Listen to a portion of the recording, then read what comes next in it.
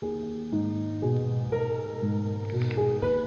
hosts feel it would be a little unkind to present this podcast without just a word of friendly warning. We are about to unfold the story of Frankenstein, a man of science who sought to create a man after his own image without reckoning upon God. It is one of the strangest tales ever told. It deals with the two great mysteries of creation, life and death. I think it will thrill you. It may shock you. It might even horrify you. So if any of you feel that you do not care to subject your nerves to such a strain, now's your chance to. Well, we've warned you.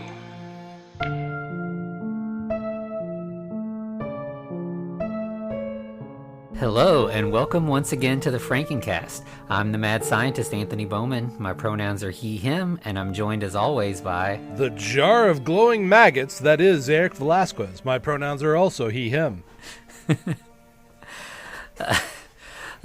So as we mentioned last week, this week we're watching the Italian Re-Animator film from a few years ago called Herbert West Re-Animator, and I gotta say, I think this is probably my least favorite thing we've watched for this show so far. It was pretty rough.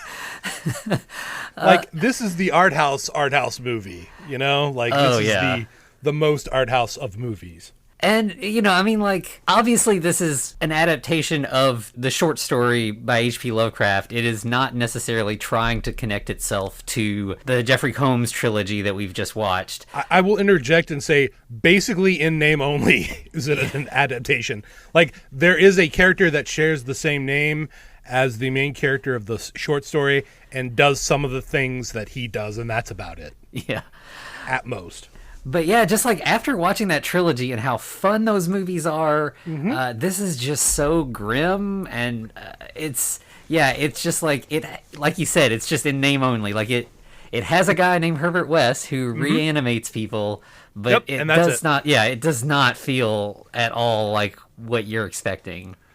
I feel like they tried to tie it back later in the movie when it got really weird, but.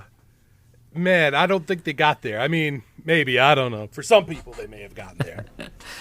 All right, let's kick it off. So we open up with the very artistic shot of a guy holding a gun at the screen or at the camera, and he says, "If life breaks your heart, you break life." Boom, and that's it.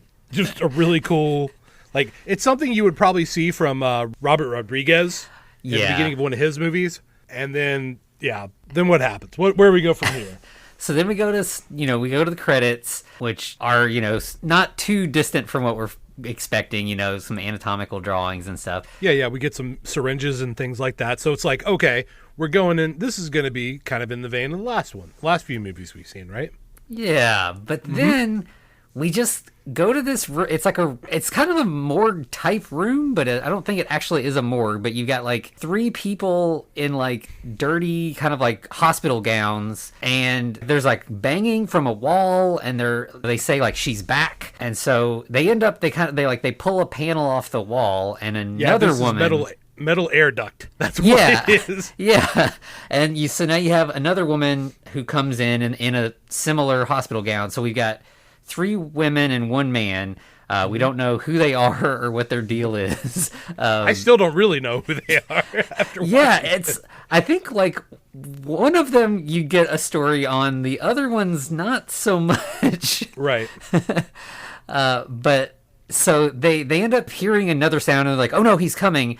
So they all go lay down on their respective morgue slabs and play dead basically. Mm-hmm. And then we get a man coming in, and he's pushing another man in a wheelchair, and that guy is chained to the wheelchair. And we will eventually find out that the man chained to the wheelchair is Herbert West. Right. And the other guy is never actually named. He's just nicknamed by the characters. They call him Frankenstein. Mm-hmm. So there's a nice little connection there, but unfortunately it doesn't really go anywhere beyond that. Right. So Herbert West is warning the other guy that like he should chain up these bodies. He suspects they're still alive and that they're going to come back, and the other guy's not really too concerned. Right. He doesn't care too much. He's fine. He's got everything under control, right? Yeah.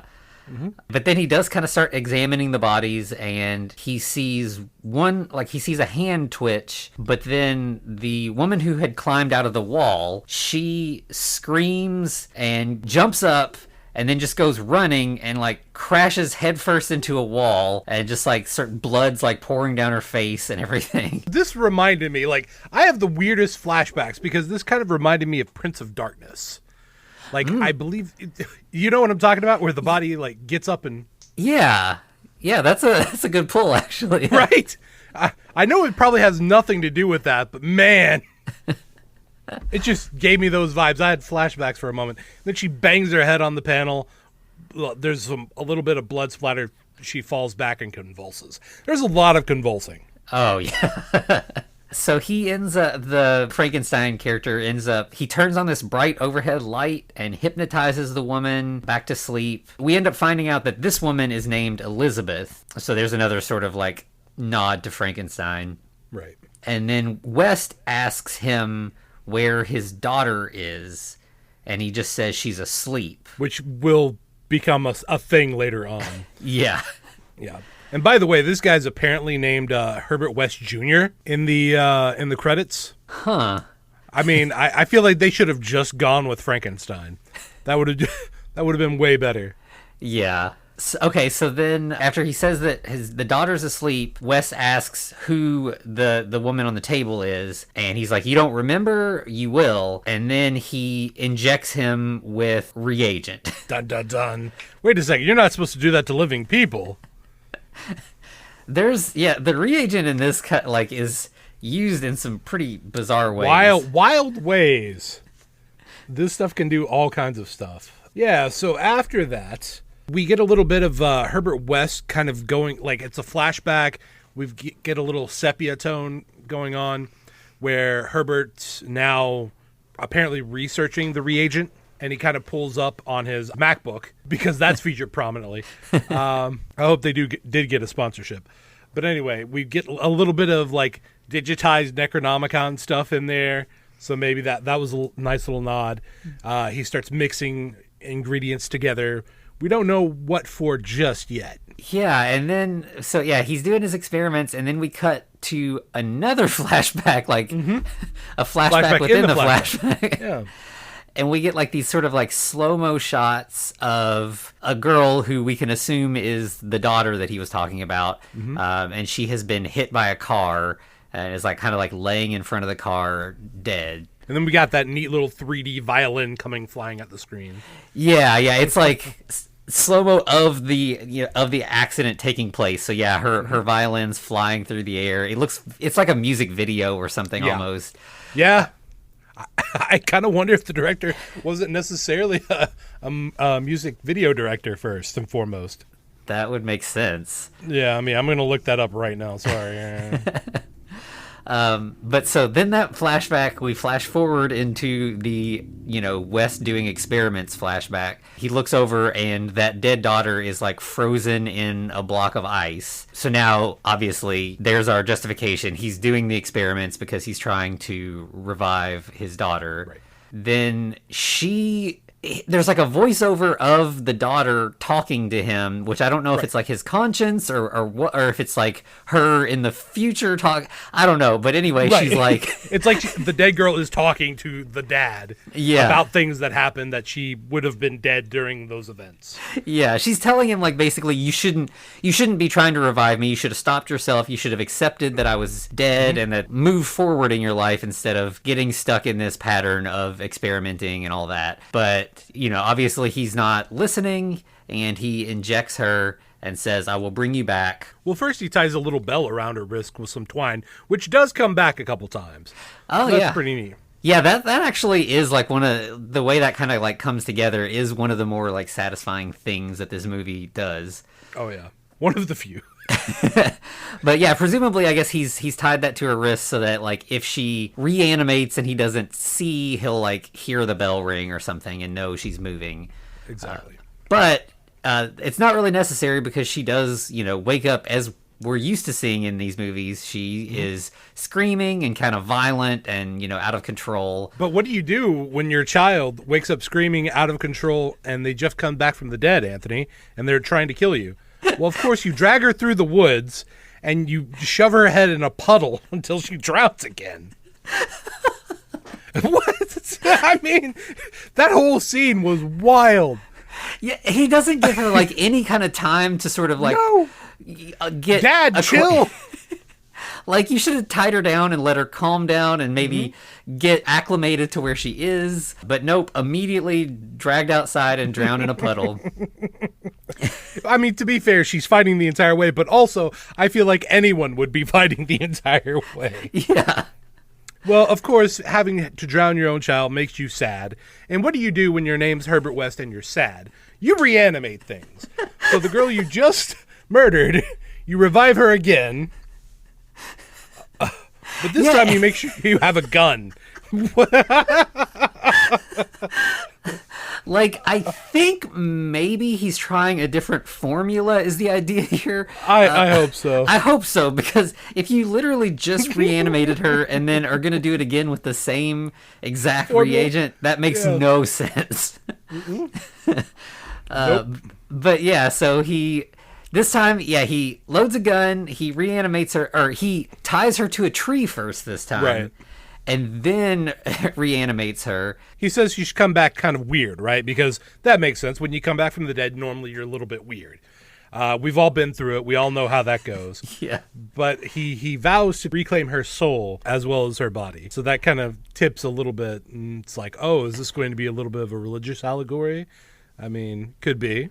We don't know. We haven't gotten there yet. Yeah, so she ends up waking again, and like it almost seems like maybe this worked. Like she talks to him for just a second, she seems kind of normal, and then suddenly she goes like, zombie mode again.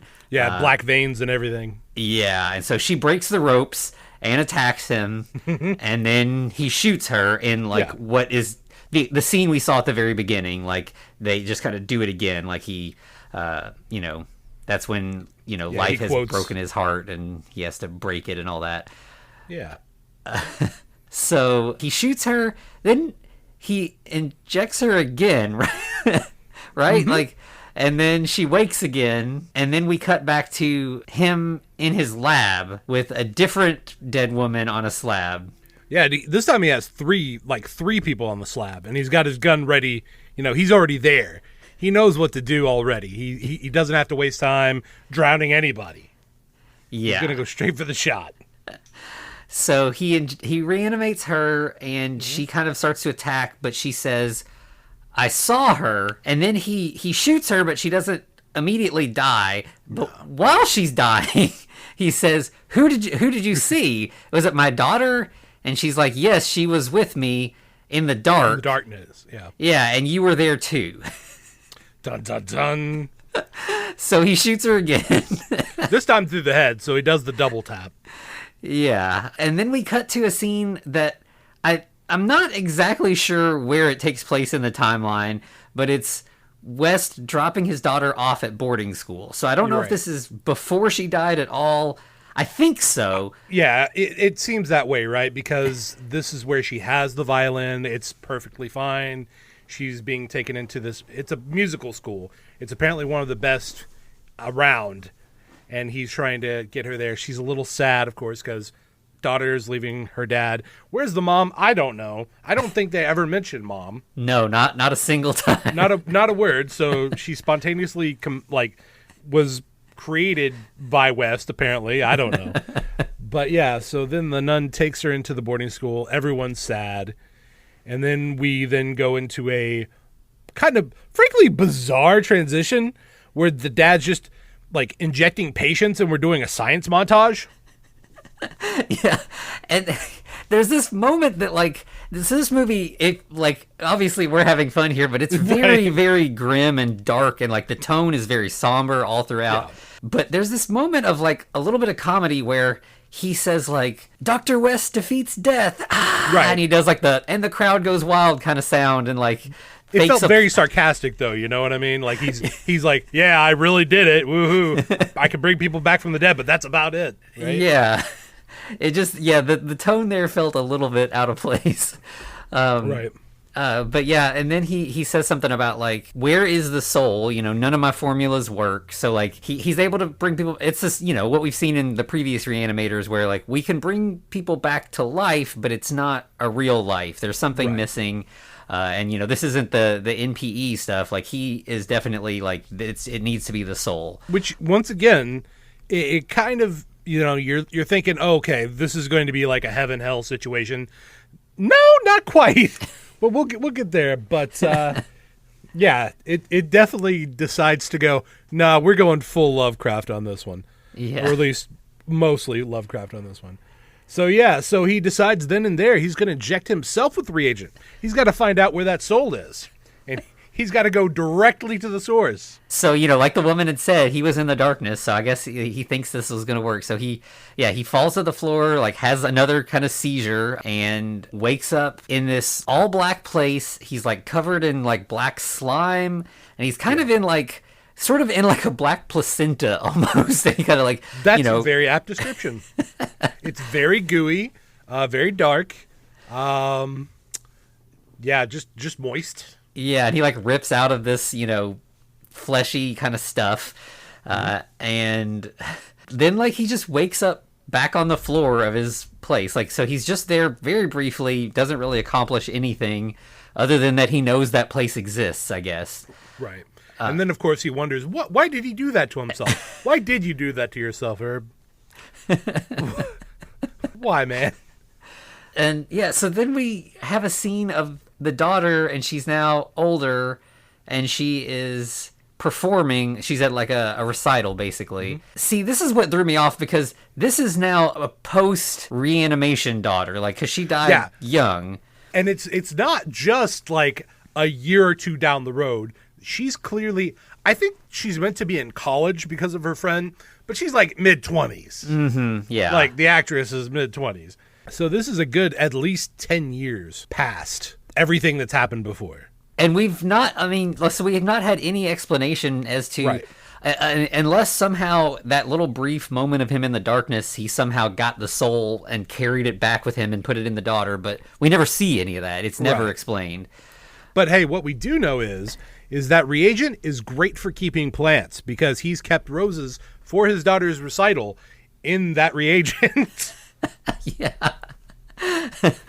That was a nice touch. Yeah, I did think that was kind of just a neat little thing. But yeah, so he has these flowers that he takes, and, you know, he leaves them backstage, and there's a note, and we don't, like, she opens, you know, so after the recital, she goes back to, you know, the dressing room and sees the note and opens it, and as far as I could tell, it just said Papa inside. Like, I guess him just attributing the flowers, you know, that they were sent by him, but there's no, like, note, you know, nothing beyond that.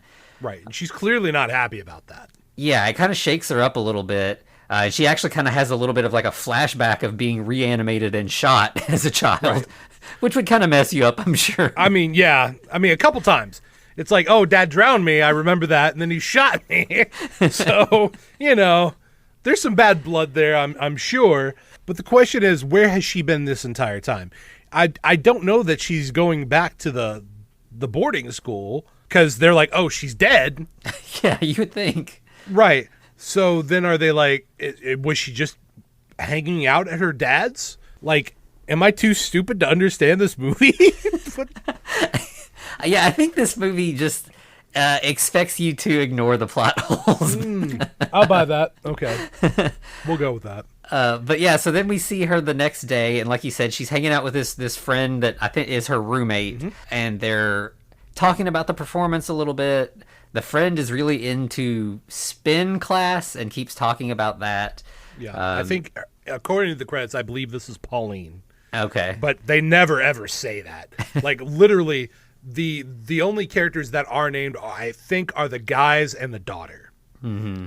That's it. And the one One of Elizabeth. I'm sorry. Elizabeth. I forgot Elizabeth. But yeah, there's the other couple people in that room aren't named. Yeah, it's but so yeah, they're having I think it's like coffee, and then Eleanor says she needs to go to the bathroom, so she goes to the bathroom, hears a woman in a stall talking on the phone. Yeah, she's flirting with her boyfriend on the phone in the stall. Whatever. That's kind of weird, but you do you. Yeah. But apparently, Eleanor thinks this is rude as shit. Because she gets mad, and she pulls out a garrote. Or garrote, whatever you want to call it. Yeah. Yep, and so she starts pounding on the door, and the girl is like, hang on, and then she lets her in, and she strangles her to death. Right. Just then and there. She just goes to town. But not only, I guess this reagent gave her super strength, because when she's choking her, she also lifts her off the ground to where she falls down. It's like, okay, so that's a thing. But yeah, it's some Michael Myers level intensity strength. There. Her core is very, very strong. She doesn't need that spin class. She's already not set. At all. Right? But yeah, so then she, just walks out of the bathroom like nothing happened. And before she had gone to the bathroom, she seemed a little bit irritable. Now she's in a pretty good mood. She just needs a little bit of murder, that's all. Yeah. It clears you right up. Yeah. And so then we cut to that night. She is, earlier she was doing a solo recital, but now she's performing with a full orchestra, and we just kind of get a brief scene of that. And then she comes home, and this is where we actually see that friend is her roommate, because, she's there as well. She wakes her up, and she says something weird, you don't know what I've seen, it stays with you. Mm-hmm. And then she pulls out her favorite little tool and garrotes her friend as well. Well, yeah, she bangs on the door, and her friend's like, hey, what's going on? I'm just studying for civil law in here. Being quiet. And she's just starts choking her to death. It's like, has she been murdering her friends this entire time? Yeah. Or did that just appear just because her dad sent her a letter? Yeah, it almost feels like a sleeper agent thing. Right. She just suddenly has to. I don't know. But once she kills the roommate, she just suddenly wakes up in the black place, in the that would darkness. be the roommate. The roommate wakes up in the black place or the dark place. Yeah. But this time it's not slimy. It's just it's just all black. It's just empty space. Yeah. You just have them in full darkness basically, and then we cut to West, and he is putting the roommate's body in a big freezer. Yeah. But he does go ahead and inject her with reagent. I mean, you got to keep the body fresh while she's waking back up, Yeah. Yeah. And Eleanor's like, what are you doing? And he's like, I came to save your soul. Right. So then, so again, I guess he didn't give her a soul this whole time. She's just been, not in, violent zombie mode, except when she is. Right. But she's just lived for, 10 plus years out in without the real world, and not, racked up enough of a body count that people have noticed her, at least. Right. Or at least, well, maybe Dad just coming behind her and injecting her, because there's also that really weird scene with the lady that she garroted earlier in the restroom, where she just kind of gets up and reverses everything she did without Ellie or Eleanor. Yeah. So it's like she unchoked herself. Yeah. And Wes says something to her about I have to clean up your mess to keep you out of jail. So right. Maybe he has. Yeah, I don't know. It does seem like that gap in time leaves a lot of room for weird questions that just a little bit of rewriting would have cleared all that up. If she had died as an adult and we didn't have this gap year, man, that would have cut out a lot. Yeah, but it's so I don't know. Either he's been following her around for 10 years cleaning up her mess and we just didn't see it, or something broke and she's suddenly become violent again. I don't know, but anyway, we're here now, and this is what's going on. Right. So the friend resurrects now.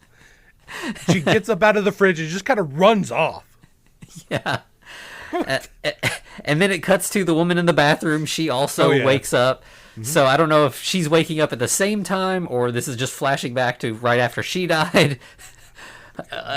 Your guess is as good as mine, because we never see either one of these people again. Yeah. And so then Eleanor says to West, I've always loved you despite what you put me through. Now I want to set the scene though, because like there's some really weird sexual tension happening right now while she's explaining this.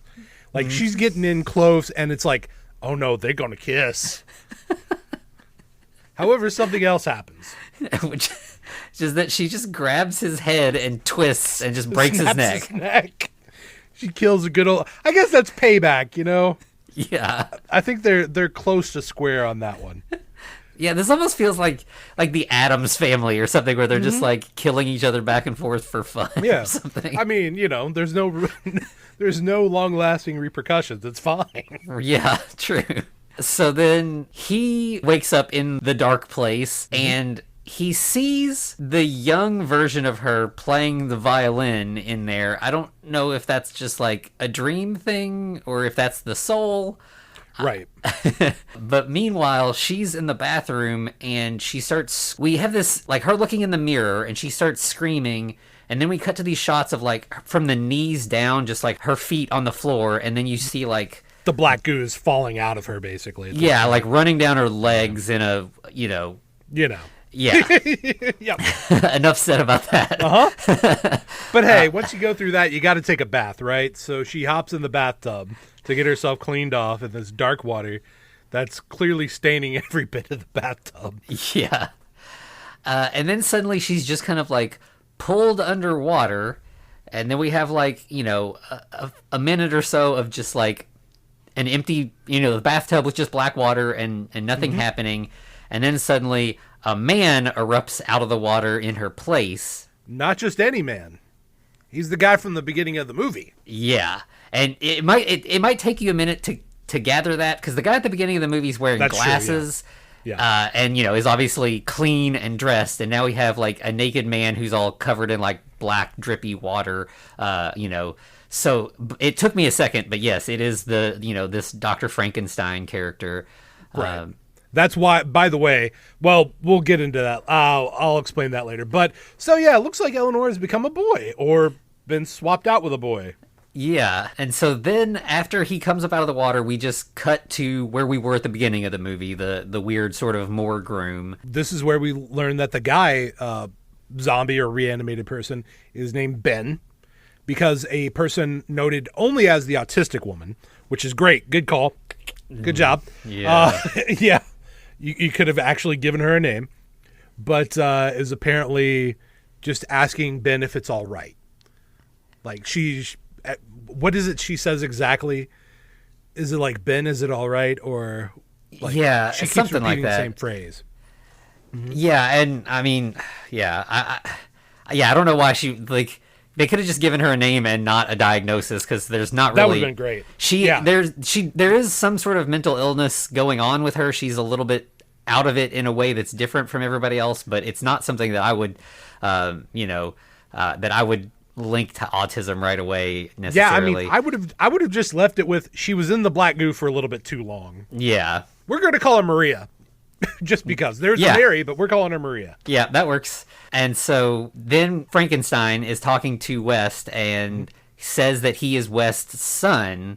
Right. West ain't got no son. Yeah, he's like, I don't have a son. And he's like, you do now. Right. And then it's like a little bit later and he's gone. And so now we've got West with the 4 other people. He's still chained up and he's kind of talking to them. And he's like, if you get me out of these chains, I can help you escape. And, they're like, but we don't want to make him mad. And we're working on an escape plan, but we're not ready yet. This is the point where they actually start calling him Frankenstein. Right. And at this point, the character known as Mary, even though we're going to have a Maria, Mary actually says she doesn't trust West. I mean, it makes sense. He's done a lot of questionable stuff. She may not necessarily know about that, but, I get it. Yeah, it's a strange situation they all find themselves in here. Mm-hmm. But West earns a little bit of trust by giving them the code to the door. Right. Which, of course, Maria finishes off because she knows this pretty much already by heart. So she gets the rest of the code, and she just keeps repeating the code because somebody has seen Rain Man, and right. and she punches it in, and it opens a door. Then Wes is like, if you go outside, there's some tools out there, and you can get what you need to break me out. And he kind of also says basically, you can't leave me here because you don't know what's out there, and you need a guide. Like, now that you can get out the door, theoretically they could just escape and leave him behind, but he kind of adds some like things to be afraid of to try to keep them on his side, basically. Right. So she goes to get the tools and comes upon Frankenstein, who is unconscious, laying naked on the slab. Yeah, so he's in a different room on a different slab, and as she walks past him, he sort of just like, I don't know, instinctively or something, just like grabs her wrist, but he's still unconscious for all of this. Mm-hmm. She's able to like stretch and reach and grab like a pipe wrench or something, like a big heavy wrench. Yeah, what they are is they're blacksmithing tongs, like really heavy tongs that they use to hold the metal and hammer out the billet. Gotcha. So there you go. Now you get a little bit of extra esoteric knowledge. Don't say we don't provide anything in this podcast. But then as she goes to swing to hit his hand to break free, he is gone. And now there's just like a plant on the slab, and there's just like a little vine that's wrapped around her wrist instead. Yeah, and there's like just some garbage bags as well with some plants inside of them. So yeah, I have no idea what that's supposed to be about. Sure.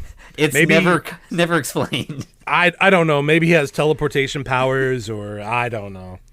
That's kind of what I was thinking. I was like, oh, he either teleported or he's messing with her mind, or I don't know. The point is he's not there anymore, and she gets to go about on her merry way, or Maria way.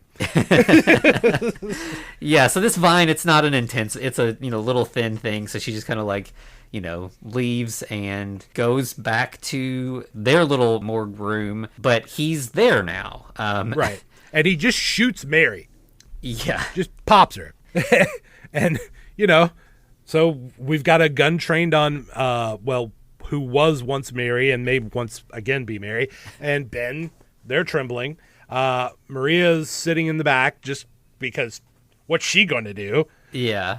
And so then Wes kind of like, I'll tell you what's going on. I'll talk to you, but not under these circumstances. We've got to go somewhere else. So he's kind of like diffusing the situation. And it seems strange. Like it didn't feel like Frankenstein was trying to get information from West before this necessarily. But even when it's resolved, what did West have that the Frankenstein character needed? He knew everything that was going on effectively. Yeah, he seemed to know more than West for the most part. Because, West says he still doesn't remember Elizabeth. So then Frankenstein just, injects everybody with reagent. Yep, he goes about everybody. 1 to 1 to 1. So West wakes up back in the dark place and sees the car accident. It's, just in the darkness now. There's the car and everything kind of, frozen in place. Right, but who's behind the wheel? There's Elizabeth. Hey! So, yeah, so it's almost like part of him might have, subconsciously remembered that she was the driver, but, on the surface had forgotten that information. Right. Now, here's where it gets weird, though, because you would think this is Herbert West, reliving this, and maybe it kind of is, but Eleanor just stands up. The little dead girl stands up. Mm-hmm. And Herbert is now moving in super slow motion as Eleanor gets in the car and starts talking to Elizabeth. Yeah. She's like, so we're basically in a bad situation. There's not, much that's going on, but they have kind of a philosophical conversation about where they are and how they can get out of it. And basically, I think the end result was we basically can't die until Herbert dies. Yeah, it's like his pain is keeping this, that he's remembering all this, and it's sort of like a loop almost. Yeah. And Eleanor gives Elizabeth a piece of broken glass from the wreck, and then we cut to Elizabeth in a bathroom, and maybe this is where Frankenstein found her before he brought her in. I don't know. They don't explain this. But she does. Yeah, go ahead and. Yeah. So she has the broken glass still from the dream or the not, or what? She has the broken glass. She carried it back with her into the real world. Or maybe she had it the whole time and broke up. I don't know. Anyway, sorry. So yeah, she cuts her own throat with it. And for a minute, I almost felt like this was like time travel. And is she... Like, I thought maybe she was trying to kill herself before the wreck to prevent the wreck from happening. Yeah, because they do go into that, right? She's like, I wish I had died a month, a day, a year before this had even began, so you wouldn't have been injured or killed. Yeah, but I'm not sure one way or the other about that still. I don't know. So then we go back to the morgue room, and Frankenstein shoots Ben. Right, Ben's laughing, by the way, after Elizabeth cuts her throat. He's just sitting there cackling. I don't know out of fear or what, but yeah, Frankenstein just domes him. Yeah. And then... Was it Mary or Maria that rips her eyes out? That's kind of why I call her Maria. But yeah, Maria is the one who rips her eyes out. Gotcha. Okay. Yeah. So yeah, she just pulls her own eyeballs out of her head. Yeah, it's kind of like everybody's going insane at this point, right? Yeah. I know I felt like I was. But now everybody's dropping. By the way, I think at this point we never, ever will see Maria, Mary, or Ben again. Yep, that's pretty much it for them. Why were they here? I don't know. Yeah. They definitely could have been written out of the story easily, and everything else would have played out the same way. You could have just had Elizabeth go through the door and find the welding tongs. You know, she could have done all of that stuff. Right. And then you wouldn't have... Yeah. But of course, Liz is now convulsing because she's actually in the mortuary. She never left it the entire time, and she's being revived slowly. Yeah, he connects her to an IV, so I don't know if this is more reagent or something to calm her. This is a different reagent because this one's red. Oh, that's right, yeah. So then Frankenstein tells Elizabeth, I need her to remember you. I need her pain. So I guess that her is Eleanor. Right. And he promises to free her after one last job. She's got one last thing to do. Yeah. And then he's going to let her sleep forever with no dreams. So then we see West, and he's sitting at a table with Elizabeth, and he's holding a gun and a glass of wine. Now, this is fucking Art House's shit. Because he has a gun trained on her and a glass of wine. Okay? And she's like, okay, you have to choose one. You have to choose the gun or the wine. And West is a badass, apparently. Or at least he has some really great quotes tucked back there in his back pocket. Because he takes a swig of wine, shoots her, and then says, I choose both. Yeah. But why? What did she do to you? Yeah. And so then Frankenstein walks in and sits down at her now vacant seat as she's, fallen dead. And he says, this is what happens when you play God. And West is like, actually, this is what happens when you take the only reason for living from someone like me. So they're definitely kind of having like a badass off competition. Right, exactly, yeah. But it's like, this Frankenstein guy wasn't here until you did the thing. Whatever. Yeah, so then Frankenstein calls West a sorcerer, and West is like, I'm not the one who got nicknamed Frankenstein. Right, by his own patients. Yeah. But by the way, they do start talking about esoteric arts. That's why Frankenstein calls him a sorcerer. So it's like, okay, so wait, are we actually going to go back into like Lovecraft mythos territory? Oh baby, are we going back? Oh yeah, because we get a mention of the Dweller in Darkness. So it's like, oh, okay, and that's possibly who's waiting inside that dark place. Yeah. So at this point, Elizabeth wakes up, and Frankenstein, he explains, this is where he says that he is from the dark place, and that he's trying to make a better portal between the dark place and our real world. Yeah, because Eleanor was incomplete, right? She wasn't complete, or he didn't finish the job. So West kind of playing with his life and death stuff has created a portal, but it's a very narrow portal that only small things can get through, basically. And he wants to let the larger things that lurk in the darkness to be able to come into our... So yeah, this is very Lovecraftian, you know. Mm-hmm. So he kind of credits Elizabeth with starting this whole process by killing Eleanor. That's sort of been like the catalyst for all of this. Right. And then West just empties the gun into Frankenstein. Just 5 shots. Yeah.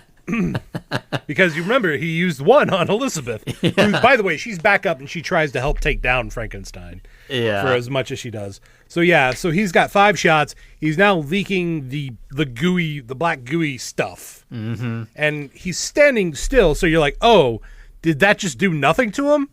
Don't worry about that, because immediately he just drops onto the table. Yeah. And yeah, West is like, keep hitting him. He can't die, but if you keep hitting him, maybe he'll stay down while I try to figure this out. I'm not gonna lie, that's the one thing that made the most sense in this fucking movie. Yeah. Just keep hitting him. He's probably gonna keep coming back. Just keep pummeling the guy. Yeah. And she does. Mm-hmm. And then West injects him with a sleeping drug, but he still ends up waking up and he attacks, but then like drops unconscious. So it's almost like the sleeping drug took a minute to kick in or something. Right. Doesn't he kill Liz? Or he hits Liz, or he slams her head against the wall. That's right. Yeah. Before he drops. It's hard to keep up with when people are dead and alive in this movie, because neither one of those are permanent states. Right. This is the Schrödinger zombie. Yeah. They're all simultaneously alive and dead. Yeah.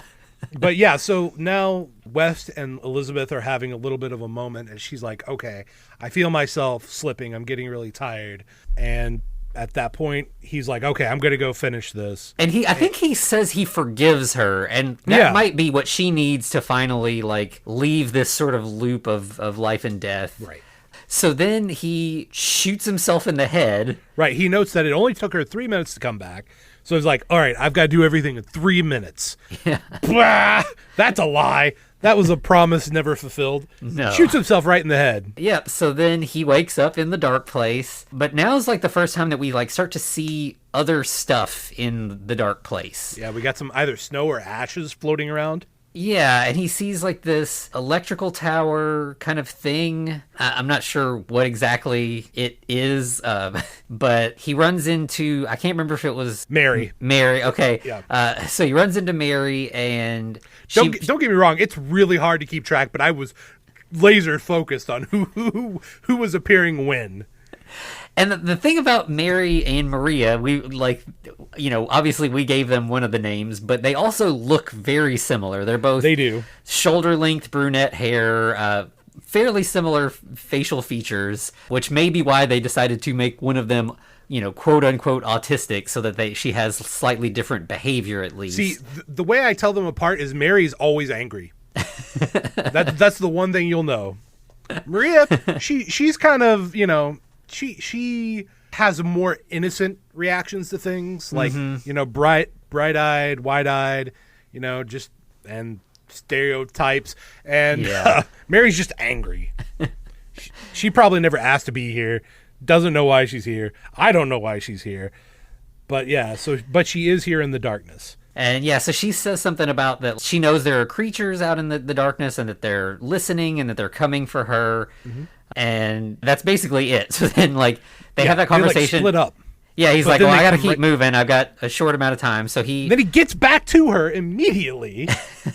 Like, why? Why did she have to leave? Why couldn't she just be picking her glowing green maggots, putting them in jars? Why she was putting them in jars, I couldn't tell you, but she is. Well, actually, that's a lie. She's using them to light her way, I think is what she says. And, and you do see there's like a row of sort of like these glowing green beakers kind of making a path. Right. And then she says something about that the reason that people are violent when they are reanimated is not because they don't have a soul. It's because they've gone mad from what they see in the darkness. Right. The place drives them crazy. Yeah. It makes sense. Yeah. It's so very Lovecraftian. That's definitely, you know, the things that are just undescribable and incomprehensible, and you know, you go mad just trying to explain what you've seen. Right. But yeah, so then she just kind of disappears, and it's literally weird she starts disappearing, her arm first, and then like slowly it starts moving up her legs. Yeah, and it's like previously we've seen people just like, vanish, like actually like, physically disappear in 1 second. But in this case, they just are like painting her black. Right. So that she just blends in more with the background, but you can still kind of see her, and then eventually, finally, she fully disappears. It's actually a really cool visual. Mm-hmm. And to drive it home, of course, West like waves his hand at like the magician do to verify. Oh, she's not here. She's disappeared. But yeah, so he then starts wandering off. But you know what I like about this movie? I like the inclusion of a near the end third act character that I know nothing about and will not know anything about. Because now we have Liz following a guy who looks kind of like the stereotypical interpretation of Death. He reminded me very much of Death from Bill and Ted's Bogus Adventure. Like that's immediate what popped into my brain. I was like, oh no, are they going to play a game against the devil? Like, yeah, he's just like a big dude in a long black trench coat. Yeah, well, it's like a duster. Yeah, and he's got kind of like black kind of makeup around his eyes a little bit. Mm-hmm. And so this is a new location too. So like Elizabeth is, this is not the darkness. It's a different sort of afterlife that I think will kind of like, based on everything that happens, I think it's like supposed to be like limbo, maybe. Yeah, I was like, is this purgatory? Like, did we go back into the religious allegory stuff? Because it almost felt like they were going through Dante's Inferno, but without anything other than just two layers. And so they end up like looking at each other, and they start making like scary faces at each other. Well, yeah. So she like for some reason she decides to take off her shoes to go after this guy. It's like, why? It's a rocky terrain. Why take off your shoes in the first place? I was like, is she sneaking up on him? Is she trying to do that? Why? But no, she immediately approaches him. He starts repeating back to her everything she's saying. And yeah, then he basically like mimics her, freaks out. You hear a bunch of bones cracking, and it looks like he turned her into a deadite. Yeah. They do a lot of those like quick cuts where, they keep moving their heads really fast and making weird faces and stuff. Yeah, they make it almost look like claymation. And honestly, it was pretty cool. Yeah, it's definitely one of the most creepy things in the movie, for sure. Yeah.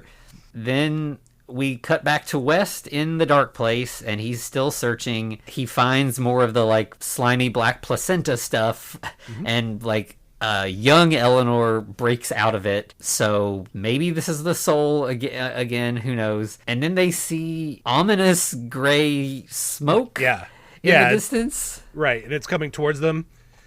I think this is like supposed to be like one of the, indescribable creatures that like we can't know it, so we're just going to make it smoke because obviously we don't have the budget for a giant like Cthulhu looking thing or whatever. Yeah. So I feel like this was either supposed to be a reference to Astaroth or Azathoth, or maybe Nyarlathotep, which are, eldritch deities in the Cthulhu mythos and all that. Because he does tell her, don't look at it or it'll drive you mad. Yeah, and so they end up finding the tub. Bathtub. The bathtub's just like in the black place now. Mm-hmm. So they're like, okay, well, this is the door back home. Right, and it's filled with black goo at this point. Yeah, so Eleanor gets in and like disappears, presumably back to the real world. Which, oddly enough, this is kind of a callback in a way if you think about it. Because one of the ways he killed her was drowning her. Yeah. So in a way, one of the ways he revives her is by drowning her. Yeah, that makes sense. Or I'm looking into this because this movie has wrecked my brain. Yeah. And then Wes does something that it's kind of interesting. He dumps the tub out, presumably to like close the door, which is pretty smart. Yep. But then like the smoke monster continues to approach him.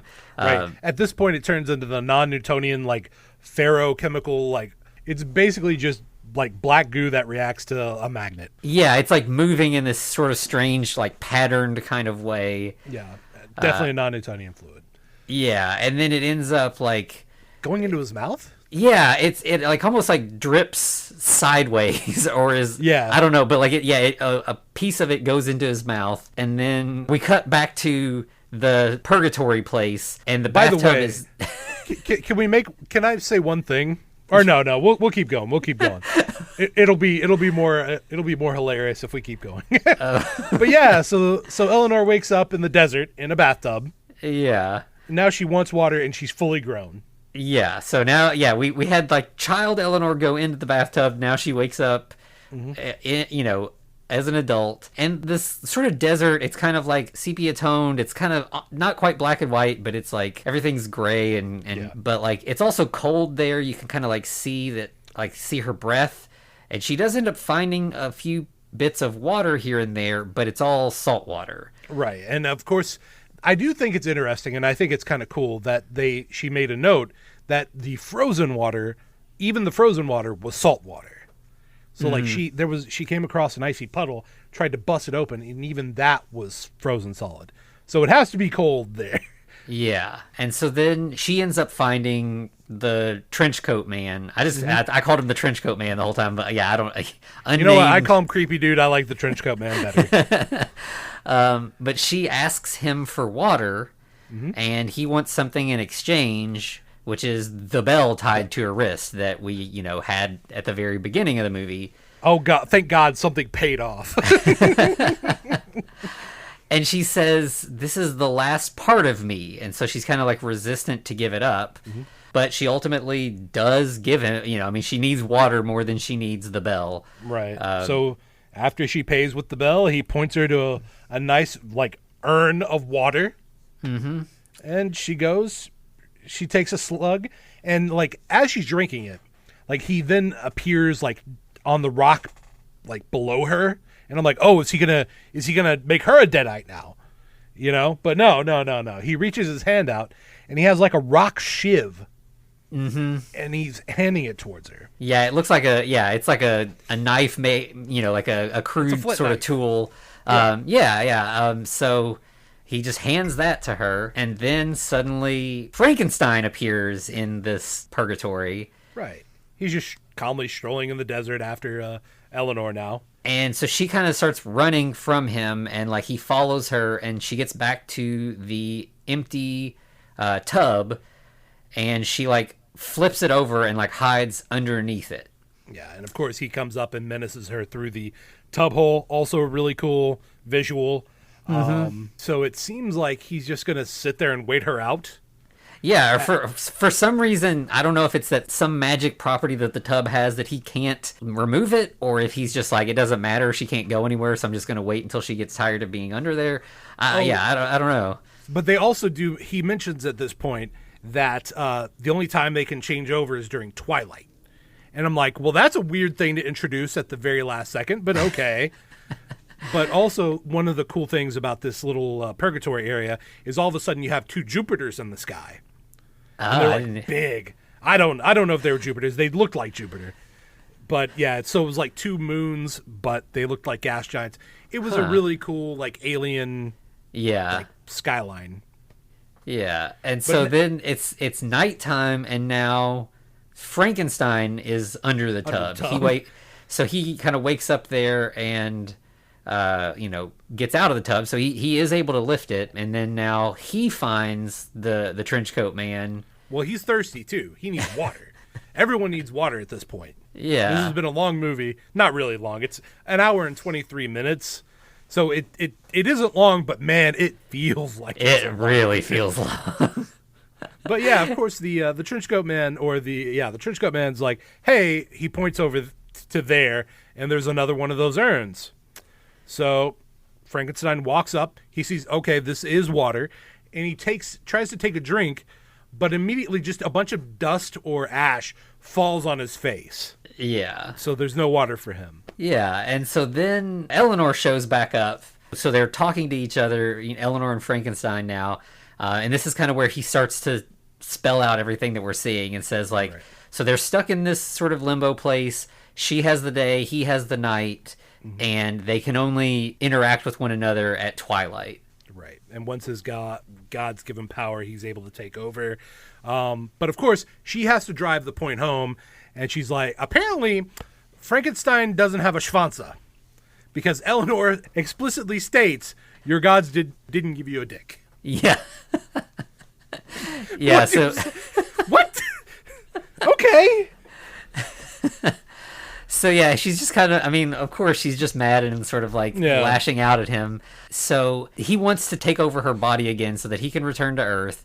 Mm-hmm. At this point, there's almost, during Twilight, there's sort of... a spiritual battle between the two. Yeah, they're separated. So like her physical body is elsewhere, you know? So they kind of like, the two versions of them that are talking are like now fighting to get into the body, basically. Right, yeah. They're kind of having a rush to get into the body at this last second when they can. Yeah. But luckily, Eleanor has something that Frankenstein doesn't have. That would be a stone shiv.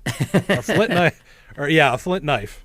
And she just uses that to jab him right in the throat. She stabs him, and then they both kind of like sink into the tub. Yeah, and the body pulls out a regular knife out of her throat. Yeah. And so this is like the end of the movie now, and the ending is, if all this lead up wasn't enough to tell you, the ending is also not really very satisfying. So like, she's gone back to Earth, theoretically. Right. He's still stuck in limbo, and then we get this moment where he's like holding a handful of sand and just kind of like letting it fall through his fingers, and he says something about it, like, you know, she's never gonna truly escape. Right. He'll always be there in the back, you know. Yeah. They are one. Very, very artistic, you know. Yeah. So you know what I've noticed, Anthony? What's that? There ain't no more Herbert West. This is it. That's the end of the movie. That's an abrupt ending, baby. Yeah. Yeah, he just was looking for her soul in the dark place, and then that's the last we saw of. So I don't know, I guess he's trapped there? Ate him? Yeah. They either ate him, infected him with something. I don't know. But he ate in this movie. Yeah, I forgot. So the last thing we see of him is getting that drop of goo into his mouth. Yeah. Yeah. Yeah. That's that. I mean, holy crap. Like we said earlier, this was an hour and 23 minutes. I swear that I thought it was a 2-hour long movie.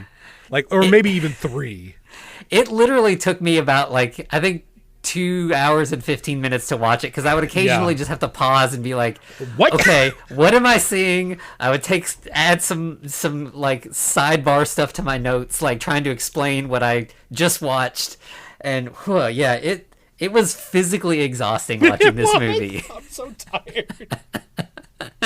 These are the things that we do for you people, because we love you all so much. No, honestly, I'm glad we watched this just to have experienced it. But man, what a wild ride. Yeah. Like, was there an editor? I mean, I need to know. Yeah. I feel like clearly the person who made this, he definitely had a vision. I don't know if everything he wanted to get across effectively made it onto the screen.